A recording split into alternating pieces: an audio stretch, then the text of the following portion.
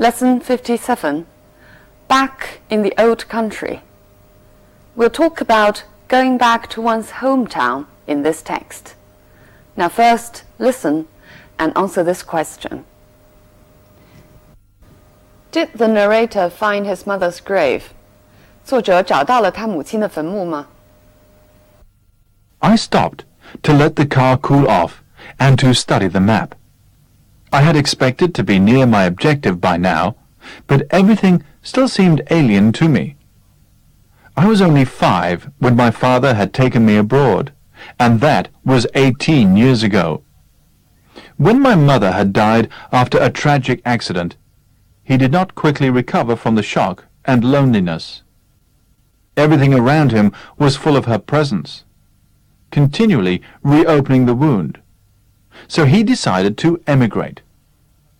In the new country, he became absorbed in making a new life for the two of us, so that he gradually ceased to grieve. He did not marry again, and I was brought up without a woman's care. But I lacked for nothing, for he was both father and mother to me. He always meant to go back one day, but not to stay. His roots and mine had become too firmly embedded in the new land. But he wanted to see the old folk again, and to visit my mother's grave. He became mortally ill a few months before we had planned to go, and when he knew that he was dying, he made me promise to go on my own.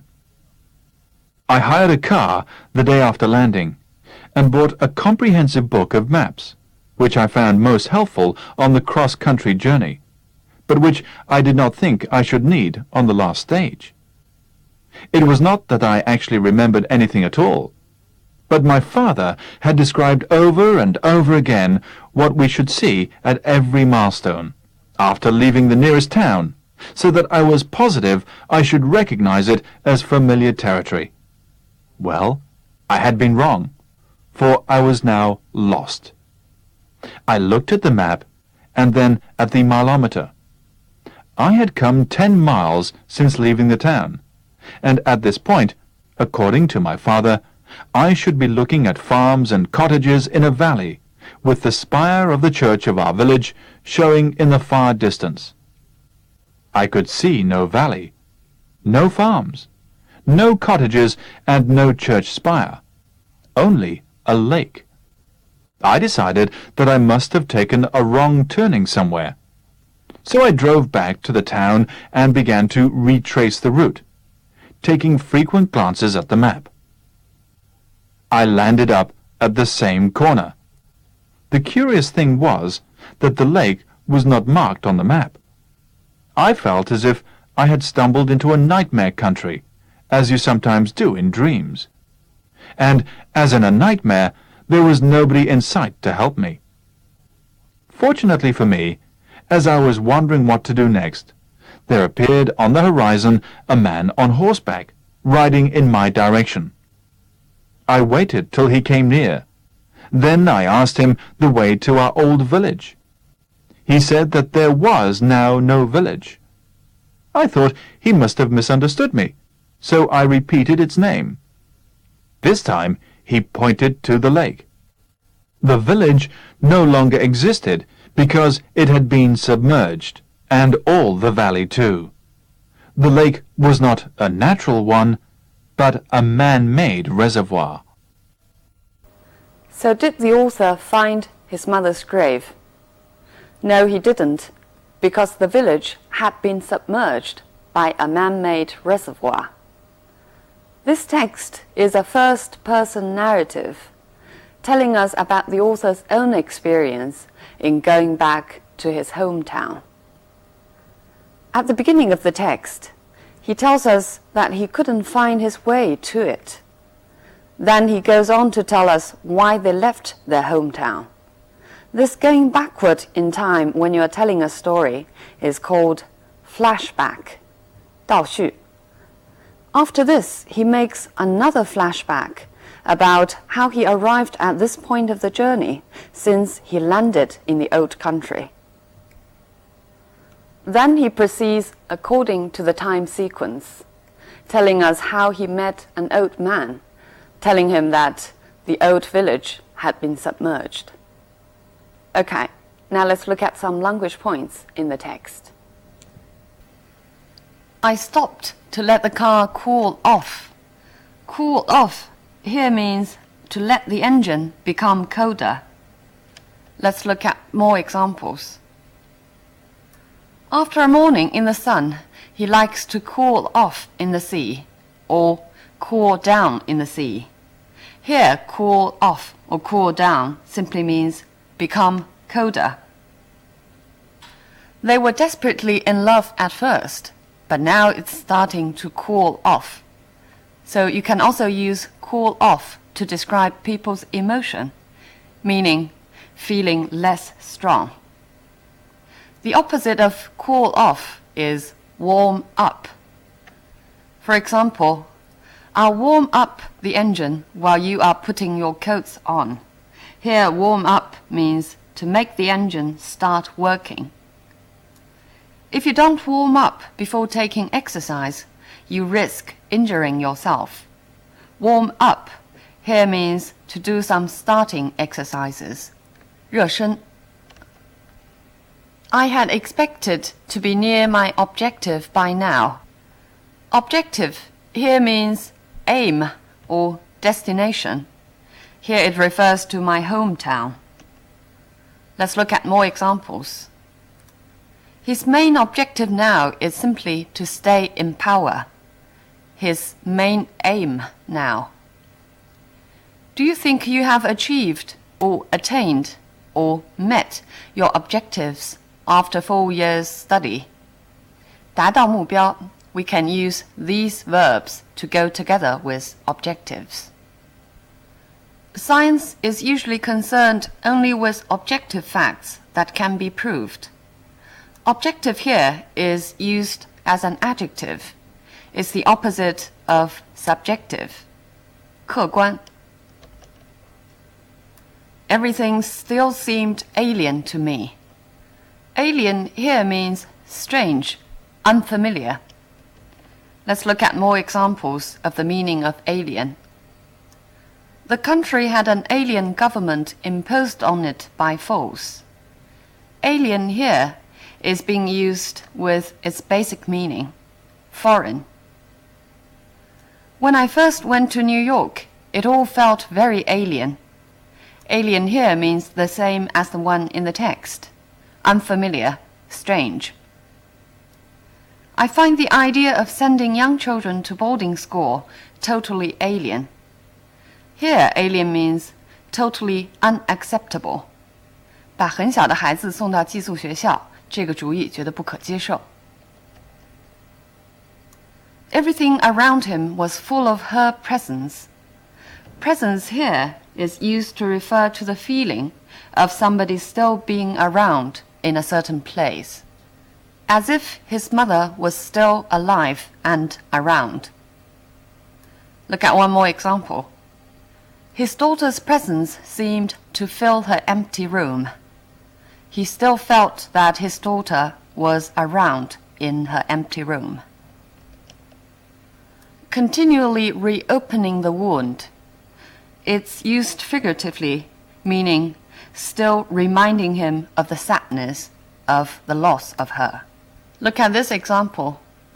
She refused to talk about the incident, saying it would only reopen an old wound. It would only remind her of the unhappiness. So he decided to emigrate. To emigrate means to move out from a certain country. For example, millions of Germans emigrated from Europe to America in the 19th century. 从欧洲移民到美国. The opposite direction, we use the verb immigrate, which means to move into a country and settle down. For example, he immigrated into Canada last year. If you move into a certain country or a certain place, but live there only temporarily, then you can use the verb migrate. For example, Many farm workers migrate into big cities each year to look for work at harvest time. In the new country, he became absorbed in making a new life. Absorbed here means attentive or concentrating on. Let's look at more examples. She was absorbed in her thoughts. She was focused on her own thinking. Now let's look at more examples to see whether absorb means the same thing. I'll give you some time to absorb the details of the story. Absorb here means to take in, so that to fully understand. The drug is quickly absorbed into the bloodstream. Absorb here is to take in, 被吸收. So that he gradually ceased to grieve. Grieve is a verb meaning feel sad. For example, he grieved for the companion he had lost. We can also use the structure, it grieves somebody to do something. For example, it grieves me to see how selfish they have become. But I lacked for nothing. I lacked for nothing means I had everything that I needed. Lack means be in short of something. Let's look at more examples to see how to use this verb. What we lack in this apartment is space to store things. What we are in short of. I lack the energy that is required to look after children. So you can also use lack as transitive verb. 也可以做及物动词使用. Lack can also be used as a noun. For example, lack of sleep had made him irritable. And lacking is the adjective. For example, he's totally lacking in authority of any kind. 完全缺乏不管是什么样的权威或者威严. His roots and mind had become too firmly embedded in the new land. Be embedded means be fixed very deeply. For example, the thorn was embedded in her thumb. 她的手指头扎刺了. We can also use embed figuratively.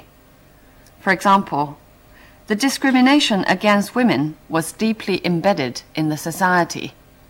Deeply embedded means deep-rooted. He became mortally ill.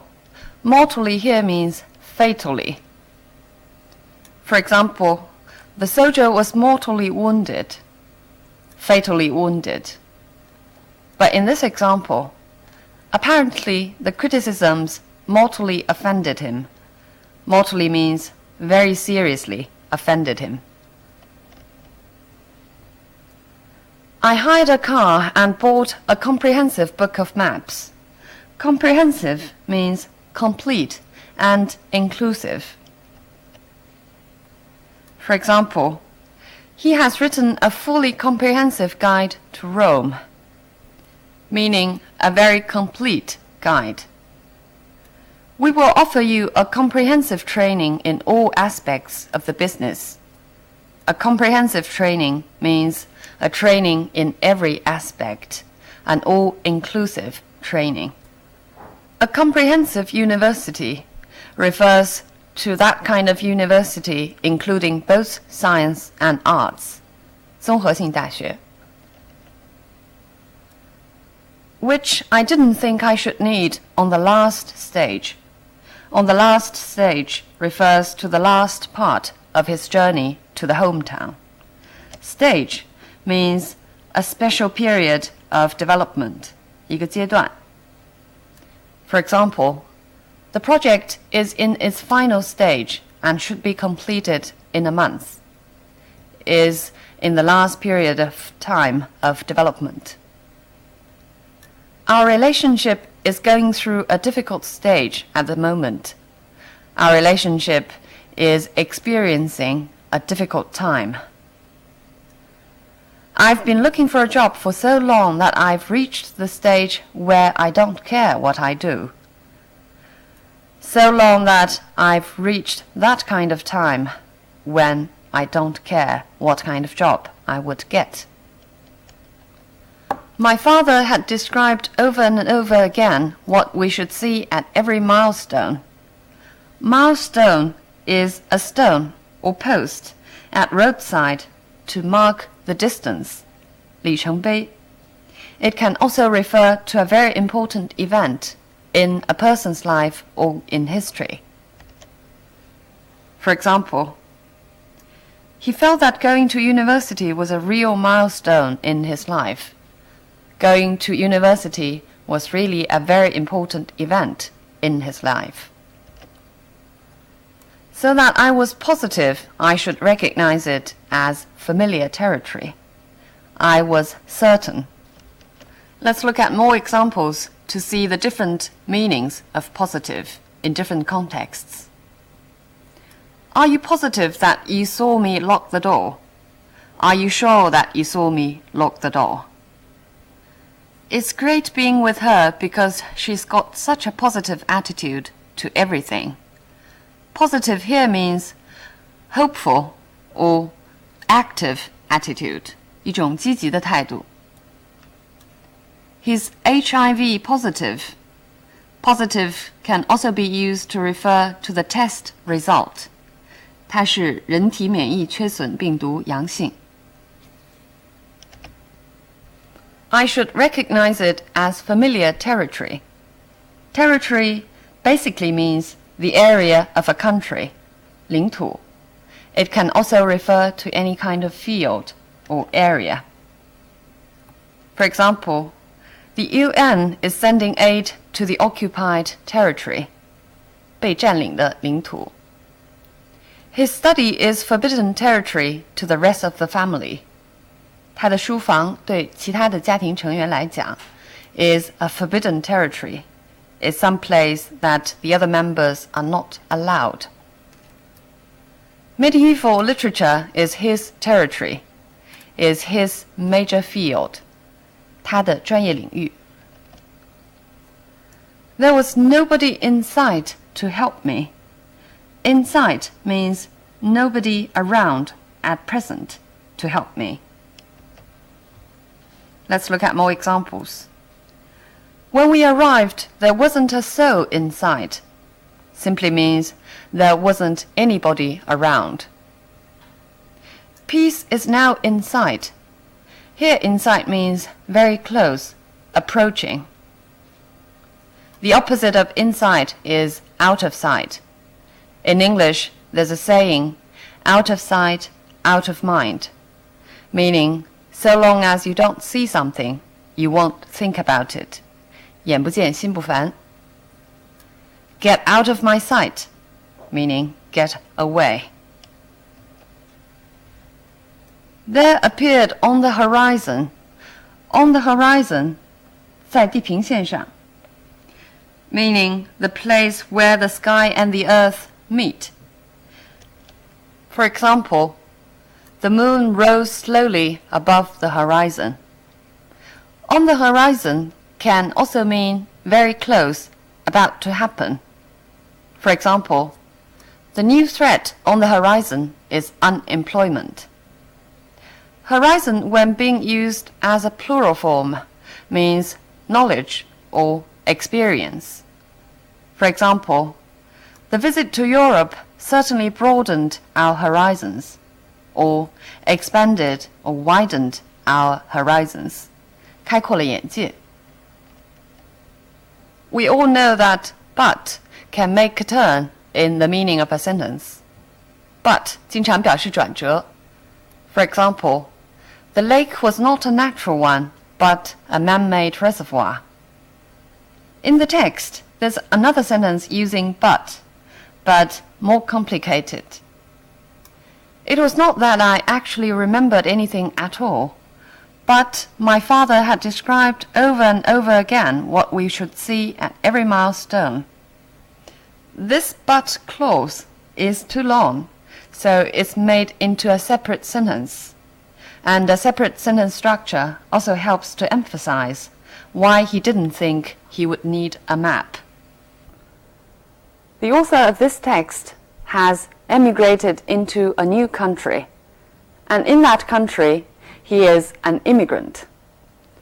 The most important country of immigrants in history is, of course, the United States. So it's called a melting pot, 大熔炉, because it has various cultures and customs. But some people think that a salad bowl is a more proper term, because in a melting pot, you won't be able to recognize the identity of each kind of culture. But in a salad bowl, it's integrated. At the same time, you can still recognize each ingredient. And for example, the Chinese immigrants in the United States is called ABC, American-born Chinese. Okay, so much on the topic of immigration and hometown. I'll see you next time.